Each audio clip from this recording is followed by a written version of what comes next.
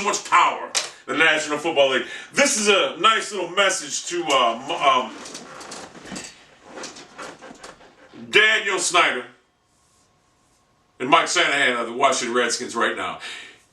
If at all you're entertaining the thought of playing RG3, the third, whatever, against that fast, physical Cleveland Browns defense, just ask Michael Vick.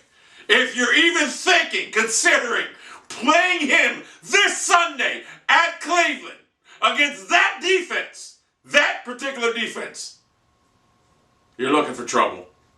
Believe me, go through the game films. If you think you're going to play him against that defense, and you think that he's going to come out unscathed, you got another thing coming. This defense flies to the ball. They get to the quarterback. Ask Michael Vick. Ask Charlie Batch. Ask anyone that's played him this year. Ask the Steelers how they caused 9 turnovers or 8 fumbles, 10 fumbles. They recovered 8 of them. Ask them. If you think you're going to play Robert Griffin III at Brown Stadium next week, if you think you're just going to waltz in there, put him on the field, and do what you normally do, you got another thing coming. This Browns defense is not to be played with. It's not to be toyed with. Believe me, watch game film of them. They don't just hit you. They destroy you. And if you think you're going to bring a 200, 195, maybe 200 pounds, 6'2", Robert Griffin in here to play quarterback, you thought the leg whip he had last week against the Ravens was bad. When he was running like that, you thought that was bad. Consider it even worse. 20-fold worse. I suggest, I'm cleaning this PC off here. Clean it off. Wait till I'm done. I suggest that you watch the Cleveland Browns' physical, fast defense. And I'm sure you will reconsider. In fact, watch game film with RG3 or third, whatever his name is. And I'll guarantee you that knee that was probably feeling good that day will probably be like, well, you know, Coach, I don't think I'm going to be able to go. My knee's kind of hurt. Just hold me out one more day. I guarantee you he will cower it out against the Browns. Guaranteed. He wants no part of this Browns defense. He wants no part of it. So if you think you're going to waltz into Cleveland putting RG3 on the field, no fucking way. This Browns defense is not to be played with.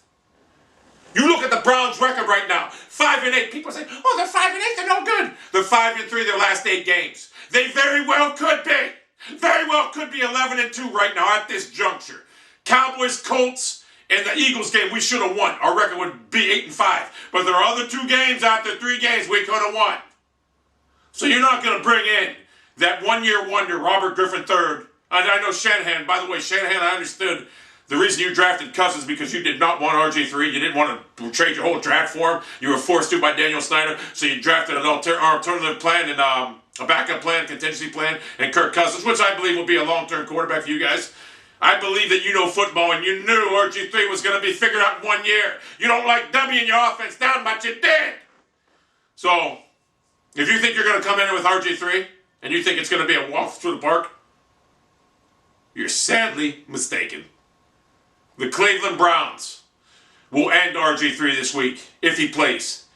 This isn't the Ravens defense. I think you guys think this is the Ravens defense. No, this is a younger, faster, harder-hitting defense than the Ravens. Just ask the Pittsburgh Steelers. By the way, didn't the Pittsburgh Steelers, for y'all RG3s, debut in Pittsburgh a couple weeks ago, a month ago? Everyone's talking about this kid being great, this and that. He went to Pittsburgh, he was like, 12 or 32 for 112 yards? We have a lockdown corner in Joe Hayden. We have a defensive line that don't stop. We have linebackers that don't miss. And we have speed for years. So to Mike Shanahan, I'm sure you guys will be smart enough about this. Play Cousins, get out of there with a loss, but keep your one-year quarterback healthy for your playoff run, which will probably conclude with a loss the following 2 weeks in succession, because You guys made a mistake by trading all your draft picks for that guy. When you got a better quarterback named Kirk Cousins behind him from Michigan State right now, that will be more prudential and beneficial for you guys in the future to play in the long run. I mean, RG3 is what, 195 pounds? Did you ever see the guy? He's nowhere near 218 pounds. They haven't listed at. No fucking way. So, I'm just giving you guys a heads up right now. Watch the game film. And then come back to me and tell me you're going to start him. I think not. The Browns right now would love him to start. Number one, if you ever watch him throw, he's a horrible accuracy. Flings the ball underhand. It's just not even a good throwing motion. The Browns will have a field day with him if he starts. I hope he does start. First thing is first. Before all these Redskins fans start thinking some different things like I'm a disgruntled Browns fan because they think I'd actually want to trade my whole draft away for 3 years in a row to get this kid. Do you understand what would happen to this kid in the AFC North? This is what happens every day in the AFC North. Look, that's what happens. He cannot withstand the tumultuous pounding that he would receive every day in the AFC North. He would not be able to play in this division. That's why the NFC East, that soft-ass NFC East is perfect for him. He doesn't get injured in the NFC East, but the day he plays against the AFC North, he gets crushed. And it would happen against Cincinnati, against Pittsburgh, against Baltimore, and against us. So, if he played in the AFC North right now, he wouldn't have lasted 4 or 5 games. We already see what Pittsburgh did to him, we already see what the Ravens did to him, and we're going to see what the Browns do to him if the Redskins are that stupid enough to play him in Cleveland. I just had to put that in there, because I don't want these Redskins fans to think, oh, he's just mad because he didn't trade away his whole draft for the next 3 years for a one-year wonder. Yeah, I'm pissed about that. 1-year wonder, 3 years of draft picks gone. I don't think so.